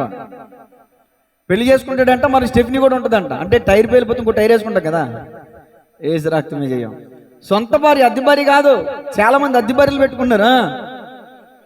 ప్రతి స్త్రీకి సొంత భర్త ఉండవలెను, భర్త భార్యకును అలాగుననే భార్య భర్తకును వారి వారి ధర్మములు నడుపవలెను. భర్తకే కానీ భార్యకు తన దేహం పైన అధికారం లేదు. అలాగున భార్యకే కానీ భర్తకు తన దేహం పైన అధికారం లేదు. ప్రార్థన చేయుటకు మీకు అవకాశం కలుగునట్లు కొంతకాలం వరకు, అంటే ఇద్దరి సమ్మతి, భర్త ఒప్పుకోవాలి, భార్య ఒప్పుకోవాలి. కొంతకాలం దూరంగా ఉందాం, ప్రభువు దగ్గరగా ఉందాం, ప్రార్థన చేసుకుందాం, కొన్ని దినాలు ఉపవాసంలో గడుపుతాం, ఏకాంతంగా గడుపుతాం అని ఇద్దరి సమ్మతి, ఇద్దరికి ఇష్టమైతేనే. ఒకరికొకరు ఎడబాయికుడి మీరు మనసు నిలుపుకోలేకపోయినప్పుడు సాతాను మిమ్మల్ని శోధింపకున్నట్లు తిరిగి కలుసుకొనుడి. ఇది నా హితోపదేశమే కానీ ఆజ్ఞ కాదు. చాలండి, ఇప్పుడు నా వైపు చూద్దాం. దేవుని స్తోత్రం చెప్పండి గట్టిగా. పెళ్లి కాని వాడు పాపం చేస్తే దాన్ని జారత్వం అంటారు. పెళ్ళైన వాడు తప్పు చేస్తే దాన్ని వ్యభిచారం అంటారు. జారత్వం చేసినా వ్యభిచారం చేసినా నీ దేహంతో తప్పు చేస్తున్నావు. ఇది నీ దేహం కాదు, దేవుని సొత్తు. దేవుడు తన స్వరక్తం ఇచ్చి నిన్ను కొన్నాడు, వెలపెట్టి కొన్నాడు. మీ దేహం మీ సొత్తు కాదు. మీ దేహంతో దేవుడిని మహింపరచాలి. ఆయనే మనకు భర్త. నిన్ను సృష్టించేవాడు నీకు చెప్పండి భర్త అయి ఉన్నాడు. ఆయన భర్త అయి ఉన్నాడు, మనం భార్య అయి ఉన్నాం. ఆయనకి లోబడి ఉండాలి, ఆయనకి విధేయత కలిగి ఉండాలి. అంతే తప్ప నరమానవునికి మనం లోబడ్డానికి వీల్లేదు. కట్టుకున్న భార్య మీద అధికారం భర్తకే ఉంటుంది, వేరొకరికి ఉండదు. కాబట్టి గమనించాలి. ఎందుకు జరుగుతున్నాయండి వ్యభిచారము, ఎందుకు జరుగుతుందండి జాగ్రత్త అంటే, వివాహం చేయవలసిన వయసులో అమ్మాయిలకు కావచ్చు అబ్బాయిలకు కావచ్చు పెళ్లిళ్ళు చేయకపోవటం వల్ల జాగ్రత్తలు జరుగుతున్నాయి.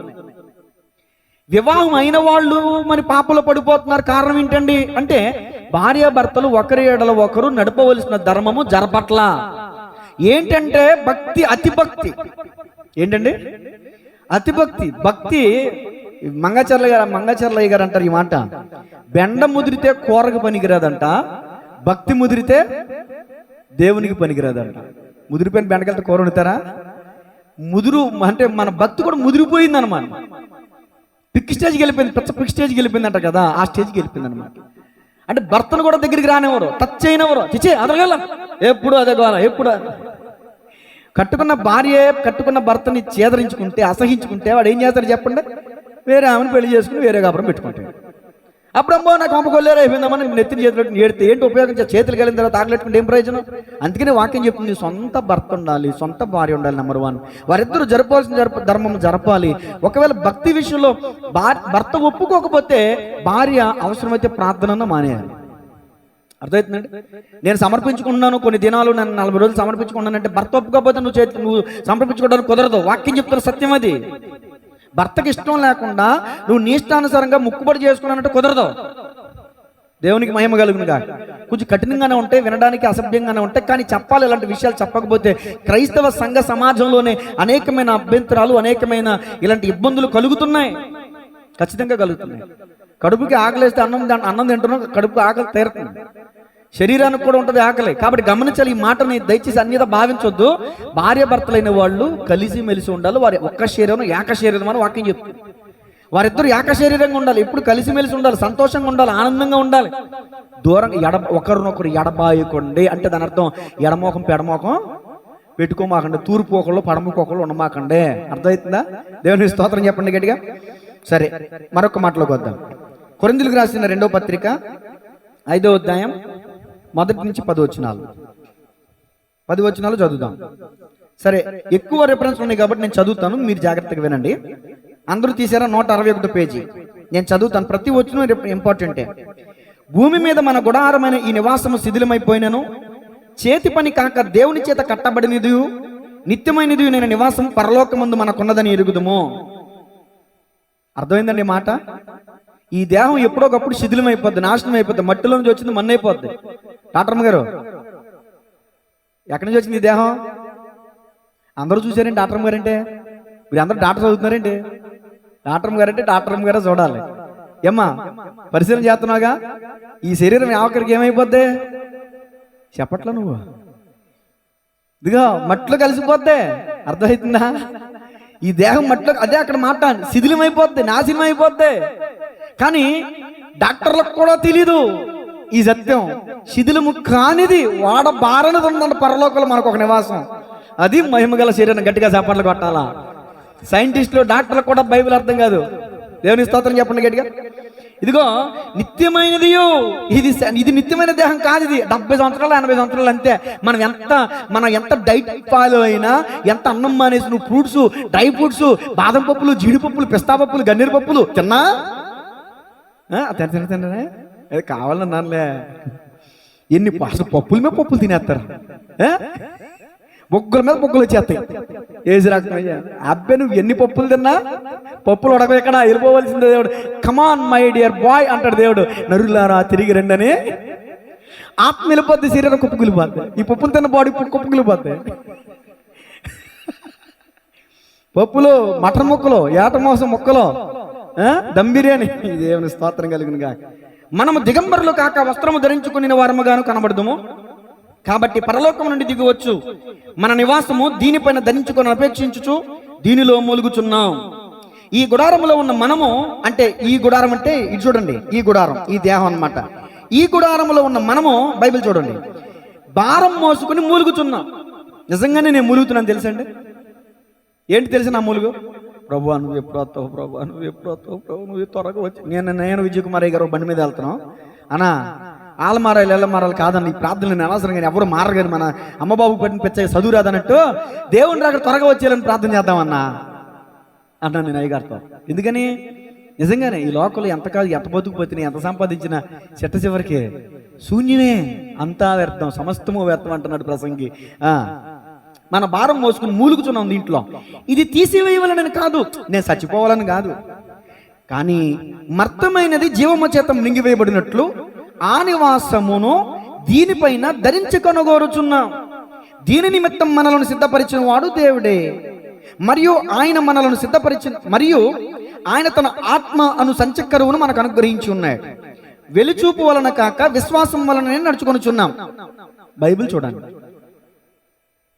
నేనేం చెప్తున్నాను మీకు ఎలా అర్థమవుద్ది? ఇప్పుడు ఎన్నో వచనం చదువుతున్నాను నేను, జోష్నా చెప్పు నువ్వు. మరి అది 6వ వచనం చూడు, 6వ వచనం నుంచి కంటిన్యూ. వెలుచూపు వలన కాక విశ్వాసం వలనే నడుచుకొనుచున్నాం గనుక ఈ దేహములో నివసించుచున్నంత కాలము ప్రభువునకు దూరంగా ఉన్నామని ఎరిగి ఉండియు ఎల్లప్పుడూ ధైర్యము గలవారమై ఉన్నాం. ఇట్లు ధైర్యము కలిగి ఈ దేహమును విడిచిపెట్టి ప్రభువునొద్ద నివసించుటకు ఇష్టపడుచున్నాం. అది నాకు ఇష్టం. నిజంగా చెప్తున్నాను, ఒక సేవకునిగా బలిపీఠం మీద చెప్తున్నాను, ఈ దేహంలో ఉండటం నాకు ఎంత మాత్రం ఇష్టం లేదు. వింటున్నారండి? ఈ దేహంలో నేను ఉండటం, నేను అంటే నా ఆత్మ ఈ దేహంలో ఉండటం నాకు ఎంత మాత్రం ఇష్టం లేదు. ఎమర్జెంట్గా ఈ దేహాన్ని విడిచిపెట్టేయాలి, నా దేవుని దగ్గరికి వెళ్ళిపోవాలి. ఓ భక్తుడు అన్నాడు, ఇక్కడ కన్ను మూస్తే ప్రభు దగ్గర కన్ను తెరుస్తా. అది విశ్వాసం, వెలుచూపు కాదు, విశ్వాసం వలన నడుచుకొనిచున్నాం. అది మనకి ఇష్టం. అదే పౌలు భక్తుడు చెప్తున్నాడు, అలా ఉండటం నాకు ఇష్టం. కావున దేహమందున్నను దేహము విడిచినను, జాగ్రత్తగా వినాలి, మనం చచ్చినా బతికినా, ఇది దీని అర్థం. కావున దేహమందున్నను దేహము విడిచినను ఆయనకి ఇష్టలమై ఉండవలనని మిగులు అపేక్షించుచున్నాం. ఎందుకనగా తాను జరిగించిన క్రియల చొప్పున అవి మంచివైనను సరే చెడ్డవైనను సరే దేహముతో జరిగించిన వాటి ఫలమును ప్రతివాడు పొందునట్లు మనమందరము క్రీస్తు న్యాయపీఠం ఎదుట ప్రత్యక్షము కావలయను. ఇప్పుడు నా వైపు చూడండి. మీ దేహంతో మంచి పనులు చేస్తే మంచి ఫలం పొందుకుంటారు. ఈ దేహంతో చెడ్డ పని చేస్తే చెడ్డ ఫలం పొందుకుంటారు. అంత మాత్రమే కాదు, మరలా చచ్చిపోయి తిరిగి పునరుద్ధానం లేస్తాం కదా, క్రీస్తు న్యాయపీఠం ఎదుట నిలబడతామంట, మళ్ళీ తీర్పులోకి వెళ్తాం అనమాట. నువ్వు మంచోడో చెడ్డడో నాకు తెలియదు, నువ్వేం పని చేస్తున్నావు నాకు తెలీదు. నువ్వు నీ దేహంతో చెడు అనే విత్తనాన్ని విత్తితే, ఒకవేళ నువ్వు ప్రభువుని నమ్ముకుని బాప్తిసం తీసుకున్నప్పటికీ కూడా నువ్వు విత్తావు కాబట్టి ఖచ్చితంగా కోస్తావు. చాలా మంది అనుకునేది ఏంటంటే, బాప్తిసం తీసుకుంటేనండి ఆ పాపాలు క్షమించబడతాయండి. నిజమే, పాపాలు క్షమించబడతాయి. ఏ రకంగా? పాపాలు క్షమించబడి నరకులోకి వెళ్లకుండా పరలోకానికి వెళ్తావు. కానీ నువ్వు చేసిన పాప ఫలం అనుభవించక తప్పదు. తల్లి అయినా, తండ్రి అయినా, భార్య అయినా, భర్త అయినా, అన్న అయినా, అక్క అయినా, తమ్ముడైనా, చెల్లైనా తమ్ముడిని చంపేశాడు అన్న కయ్యను. శిక్ష అనిపించడం లేదండి, అనిపించాడు. దావీదు ఊరియాని చంపేశాడు, మారుమనసు పొందాడు, పశ్చాత్తాపం పడ్డాడు. శిక్ష అనిపించడం లేదా చెప్పండి? అడవుల పాలు ఏడా లేదా? ఒక్క గొర్రెకి మారుగా 4 గొర్రెలు అన్నట్లుగా తన బిడ్డలందరూ చచ్చిపోయారా లేదా? అమ్నోను అర్ధాంతరంగా చచ్చిపోయాడు, అబ్షలోము అర్ధాంతరంగా చచ్చిపోయాడు. మరి ఒక మంచి సైనికుని చంపినప్పుడు తెలీదా నరహత్య పాపం అని? నరహత్య చేయకూడదు, ధర్మశాస్త్రం చెప్పింది. నరహత్య చేశాడు దావీదు. తన బిడ్డలు కూడా ఒకరితో ఒకరు చంపబడ్డారండి. భయంకరమైనటువంటి ఘోరం అన్నది. భక్తుడు అయినా భక్తుడు కాకపోయినా నాస్తికుడు అయినా నువ్వెవరైనా సరే నీ దేహముతో చేయుచున్న ప్రతి కార్యానికి నువ్వు బ్రతుకుండగానే ప్రతిఫలం పొందేసుకుంటావు. ఇది అందరికీ తెలుసు, ఇది నిజమే. నేను ఈ మాట చెప్పినప్పుడు మీ మనసులో అనుకున్నారు, ఎస్ అన్నయ్య చెప్పింది నిజమే, ఆ పాస్టర్ గారు చెప్పింది ఇది నిజమే అనుకుంటున్నారు. కానీ ఒప్పుకోలేము బయటికి. చచ్చాక ఎక్కడో పరలోకం నరకం కాదండి, ఈ భూమి మీద నరకం అనిపిస్తాడు ప్రతి ఒక్కడు కూడా. నువ్వు చెడు పని చేసావంటే, చెడు కార్యం చేసావంటే చెడ్డ ఫలితాన్ని భూమి మీద ఉండగానే కోసుకుంటావు. తర్వాత నీ ఆత్మ కూడా పాతాలు నరకం అనే అగ్నిగుండంలో పడవేయబడుతుంది. దాన్ని తప్పించడానికి యేసు ప్రభు ఈ భూమి మీదకి వచ్చాడు తప్ప నువ్వు ఈ భూమి మీద ఎక్కలేని తప్పులు చేసేసి మందిరానికి వచ్చేసి ప్రభువా నన్ను క్షమించండి క్షమించేస్తాను అనుకుంటున్నావా? నీ వాక్యమే నన్ను బ్రతికించెను, బాధలలోనే మదినిచెను. నీ వాక్యమే నన్ను బాధలలోనే మదినిచెను. కృపాశక్తి దయాశక్తి వాక్యమై ఉన్న యేసు. ఆహా, కృపాశక్తి దయాశక్తి.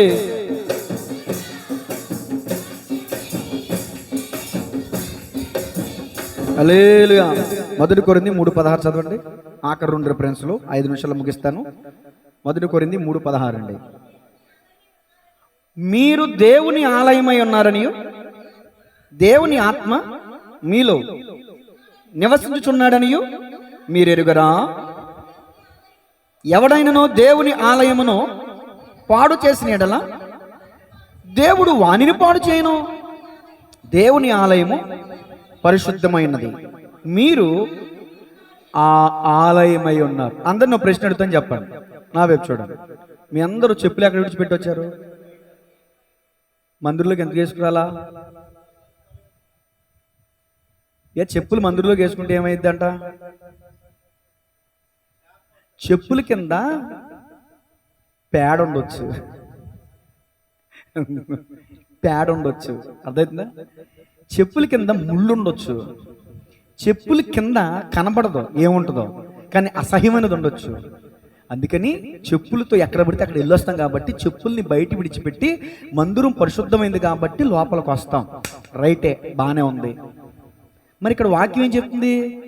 ఈ మందిరంలో ఉండడంట దేవుడు. ఏ మందిరంలో ఇట్రానన్న త్వరగా రావాలి. మీ దేహము దేవునికి ఏమైనదంట? ఇప్పుడు దేవుడు నివసించే ఆలయం ఈ రేకుల చెడ్డ మీరా? ఇప్పుడు దేవుడు ఎక్కడున్నాడు? పైన. నీకు సబ్జెక్ట్ అర్థం కాలేదైతే మళ్ళీ చెప్పనా? మీరు దేవుని ఆలయమై ఉన్నారు. నువ్వేమై ఉన్నావు? దేవునికి ఆలయం. దేవుడు ఎక్కడ ఉంటాడు? ఆలయం పైన అంటామలేనా? ఆలయంలో ఉంటాడా? దేవుడు ఎక్కడ ఉంటాడు చెప్పనా? ఆలయంలో ఉంటాడు. ఓకేనా? ఇప్పుడు అది చెప్పు. దేవుడు ఎక్కడ ఉంటాడు? ఆలయం అనగేంటి? హృదయం అంట. కొట్టని చప్పట్లు గట్టిగా చెప్పాడు, గట్టిగా అద్భుతంగా చెప్పాడు, నాకన్నా అద్భుతంగా చెప్పాడు. దేహంలో ఉంటాడంట దేవుడు. ఇప్పుడు ఎక్కడున్నాడు దేవుడు?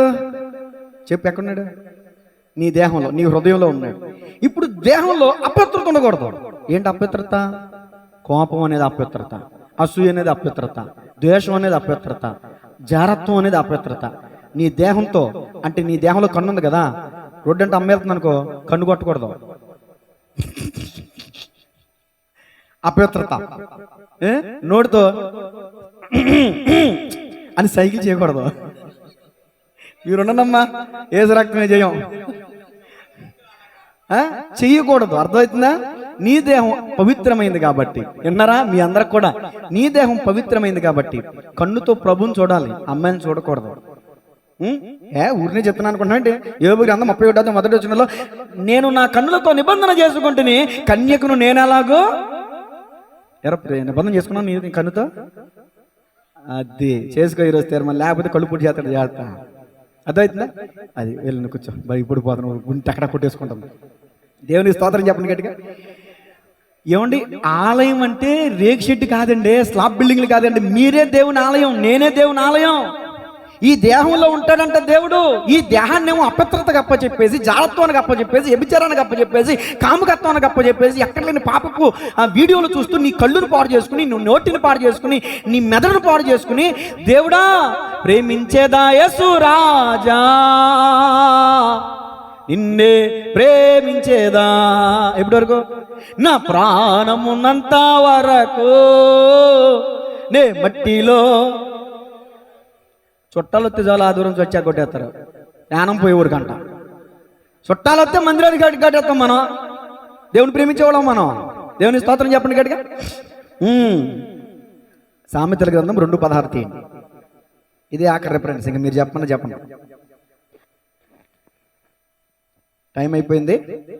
మరియు అది జార స్త్రీ నుండి మృదువుగా మాట్లాడు పరస్త్రీ నుండి నిన్ను రక్షించును. 5:3 చదవమా, సామెతలు 5:3. అబ్బా, జార స్త్రీ పెదవుల నుండి ఏం కర్దంట? ఈ నిన్న ఏదో పాట వినబడిందండి, రోడ్డు అంటే వెళ్తుంటేనా,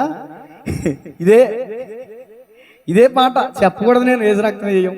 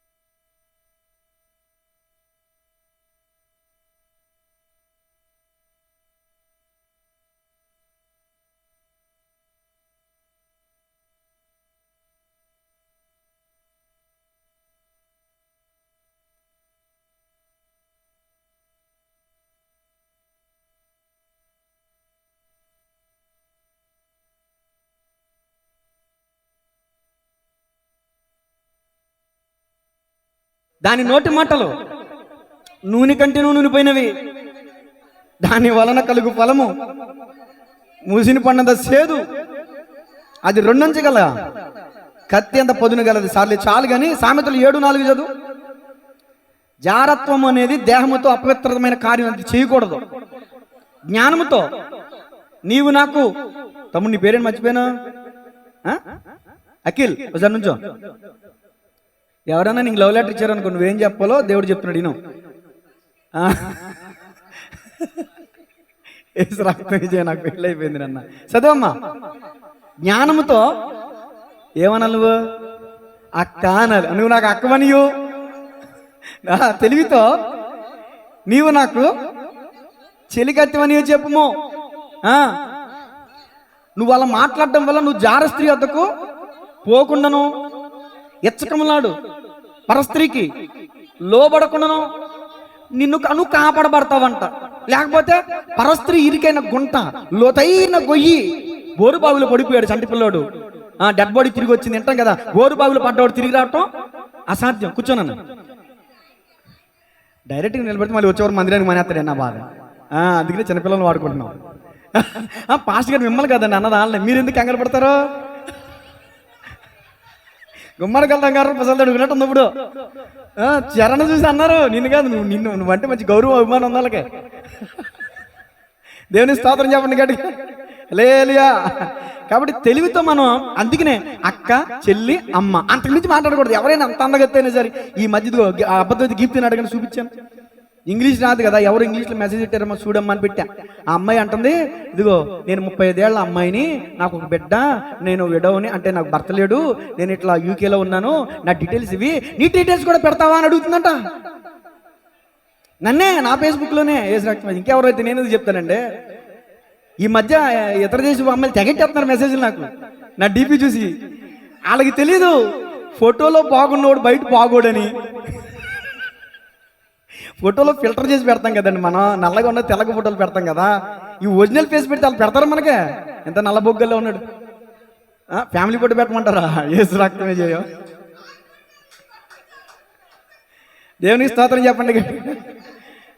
ఒంటరోడేమో అనుకుని పెడుతున్నారు అనమాట మెసేజ్లు. సరే, ఇక్కడి నుంచి నేను జంటనమ్మా, ఒంటరోని కాదని ఫ్యామిలీ ఫోటోనే పెడతానమ్మా. మీ మాటకు నేను సమ్మతిస్తున్నాను. కాబట్టి యవనస్తులారా, మీరు కూడా ఏం చేయాలి తెలుసా? మీకు పెళ్ళి అవ్వలేదు కాబట్టి మీ తల్లిను మీ అక్కను చక్కగా మీరు కలిసిన ఫ్యామిలీ ఫోటో పెట్టండి. దేవునికి స్తోత్రం చెప్పండి. జ్ఞానంతో నీవు నాకు అక్కవనియో, తెలివితో నీవు నాకు చెల్లివని చెప్పాలంటే అలాగూ చెప్పడం వల్ల వాళ్ళ నుంచి తప్పించుకుంటామంట. దేవునికి స్తోత్రం చెప్పండి గట్టిగా. లేదంటే ఇదిగో వేశ్య లోతైన గొయ్యి యెహోవా శాపం నొందిన వాడు దాంట్లో పడతాడంట. ఒకవేళ మనం వాళ్ళు కనుసైగ చేశారని, ఏదో మెసేజ్ పెట్టారని మనం ఎడిట్ అయిపోయి మనం బానిస అయిపోయాం అనుకోండి, మన ఇంట్లో ఉన్న వాళ్ళకి అన్యాయం అయిపోతుంది, ఇంట్లో ఉన్న వాళ్ళు అన్యాయం అయిపోతారు, మన జీవితం అన్యాయం అయిపోద్ది. దేవుని న్యాయపీఠం ఎదుట మనం నిలబడాల్సి ఉంటుంది. ఆఖరి మాట చూడండి, యోబు గ్రంథం 11:14. ఆఖరి మాట యోబు గ్రంథం 11:14 తీయాలి. యోబు గ్రంథం అండి 11:14. పాపము నీ చేతిలో ఉండుట చూచి నీవు దాన్ని విడిచిన ఎడల నీ గుడారములలో నుండి, గుడారం అంటే ఏంటి? దేహం, హృదయం కాదండి. గుడారం అంటే నివసింపయోగ్యమైనది దేహము. దేహం అనగా ఇల్లు. చదువమ్మా. నీ గుడారముల నుండి దుర్మార్గతను నీవు కొట్టివేసిన ఎడల నిశ్చయముగా నిర్దోషివై నీవు సంతోషించదవు, నిర్భయుడవై నీవు స్థిరపడి. ఇప్పటిదాకా స్థిరత్వం లేదు నీకు. నువ్వు స్థిరపడాలంటే దేవుని వాక్యం విను. నీ గుడారం అనబడిన నీ దేహంలో చెడుతనం ఉంటే తీసేయి. అది మద్యపానమా, ధూమపానమా, ప్యాకాట్లా, వ్యసనాలా, లేకపోతే డ్రగ్సా, ఇంజెక్షన్సా, మత్తు పదార్థాలా, లేకపోతే జారత్వమా, వ్యభిచారమా, నీ గుడారంలో ఏ చెడుతనం ఉందో, ఏ దుర్మార్గత ఉందో దాన్ని కొట్టివేసాయి. ఈ రోజైనా నువ్వు స్థిరత్వం కలిగి నిర్దోషి అవుతావు అని వాక్యం చెప్తుంది. తలలో వంచని ప్రార్థన చేసుకుందాం. ఈరోజు మూల వాక్యం దేహము. దేహము పచ్చబొట్లు పొడుచుకోవడానికి కాదు, దేహము గాయపరచుకోవడానికి కాదు, నీ దేహముతో జారత్వం చేయడానికి కాదు, నీ దేహముతో గుద్దులాడుకోవడానికి కాదు. నీ దేహము దేవునికి ఆలయంగా ఇవ్వబడింది. నిజమే, ఇటుక ఇసుక సిమెంట్తో కట్టబడిన ఈ మందిరానికి నువ్వు చాలా విలువిస్తావు, గౌరవిస్తావు. చెప్పులతో నువ్వు మందిరానికి రావు కదా. మోషే, నీ చెప్పులు విడువుమో, ఇది పరిశుద్ధ స్థలం అని చెప్పాడు దేవుడు. అంటే ఇప్పుడు నువ్వు నేను ఏం విడిచిపెట్టవు తెలుసా? కోపం విడిచిపెట్టాలి. మోషే కోపం ఎక్కువ, కోపంతో మనిషిని చంపేశాడు. ఆఫ్ చేసి ప్రార్థన చేయి. సైతాన్ అది. ఫోన్ ఫ్లైట్ మోడ్ తీయకూడదు ప్రార్థన అయ్యే వరకు కూడా. ఇంత వాక్యం నువ్వు తప్పమని బయటికి వెళ్ళిపోతే ఏందని అర్థం? ఇది తీర్మానంలోకి రావాల్సిన సమయం ఇది. నీ గుడారంలో ఉన్న దుర్మార్గతను కొట్టివేసుకోవడానికి సమయం ఇది, ఫోన్లు మాట్లాడడానికి కాదు. అందరూ మోకరించండి, ప్రార్థన చేయండి. ఇంతవరకు నీ దేహముతో నువ్వు ఒకవేళ ఇదిగో ఆనాడు దేహము చర్మము సున్నతి చేయబడాలి. ఆనాడు చాలా మంది దేహం కుష్ఠరోగంతో ఉంది. ఇది ఈరోజు నువ్వు సున్నతి అనబడిన రక్షణ పొందావా లేదా? నెంబర్ 1. నెంబర్ 2, పాపపు కుష్టి ఏదైనా కలిగి ఉన్నావా? నెంబర్ 3, నీ దేహముతో జాగ్రత్త క్రియలు చేస్తున్నావా? ఈ 3 విషయాల్ని దేవుడు మన ముందు ఉంచాడు. నీ దేహము ఇదిగో నీటి మూలంగా బాప్తిసం పొందాలి. పునర్జన్మ సంబంధమైన స్నానం ద్వారా నువ్వు రక్షించబడతావు. 2, అలా నీటి మూలంగా నువ్వు బాప్తిసం తీసుకోవడం ద్వారా నీటిలో మునిగి లేచిన నయమాన కుష్టి ఎలా పోయిందో నీ పాపమని కుష్టి కూడా పోద్ది. 2, 3, నీ దేహం మీద పచ్చబొట్లు ఉన్నాయా? తెలియక చేసావు. ఇకనైనా ప్రభు, ఇక మీద నేను ఎలాంటి పచ్చబొట్లు పొడుచుకోను ప్రభువా, నా దేహాన్ని గాయపరచుకోను ప్రభువా. ఇంట్లో గొడవ అయితే నన్ను నేను కొట్టుకుంటాను, ఇతరులను కొట్టేస్తాను, గాయపరుస్తాను, ఇది ఇతరులు పేక పట్టుకుని నొక్కేస్తాను, చంపేస్తాను. నేను అలాంటి కోపం ఉంది నాలో, నేను తీసేసుకుంటాను ప్రభు, నువ్వు ఒప్పేసుకో. ఇది తీర్మానం చేసుకోవాల్సిన టైం. మీకే టైం ఇస్తున్నాను, ఒక 2 నిమిషాలు టైం ఇస్తున్నాను. తీర్మానం చేసుకోండి. నీ గుడారము అనబడిన నీ దేహంలో దుర్మార్గత ఏంటుంది? ఏముంది? కన్ను, చెవి, ముక్కు, నాలుక, చర్మం, నీ హృదయం, నీ మెదడు, నీ కాళ్ళు, నీ చేతులు, నీ దేహం అనబడిన ఈ అవయములతో నువ్వేం చేస్తున్నావు? ఒకసారి ఆలోచించు. కళ్ళు ఇచ్చాడు దేవుడు నీకు. బైబిల్ చదువు, దేవుని చిత్తాన్ని తెలుసుకో, దేవుని చట్టం ఏంటో తెలుసుకో. నోరిచ్చాడు దేవుడు, దేవునికి ప్రార్థన చేయి, దేవుని చిత్తాన్ని ప్రకటించు. చెవులు ఇచ్చాడు దేవుడు నీకు, దేవుని మాటలు విను, పరిశుద్ధమైన మాటలు విను, సత్యం విను, వ్యర్థమైన మాటలు వినమాకు. భక్తుడు ప్రార్థన చేస్తున్నాడు, అయ్యా నా హృదయాన్ని పరిశోధించి చూడుము, నీకు ఆయాసకరమైన మార్గములు నా ఎందున్నవేమో చూడుము, నిత్యమైన మార్గము నన్ను నడిపించుమని. అలా నువ్వు ప్రార్థన చేయగలవా? ఇప్పుడు నువ్వు చేయవలసిన ప్రార్థన అదే. పురుషులారా ప్రార్థన చేయాలి.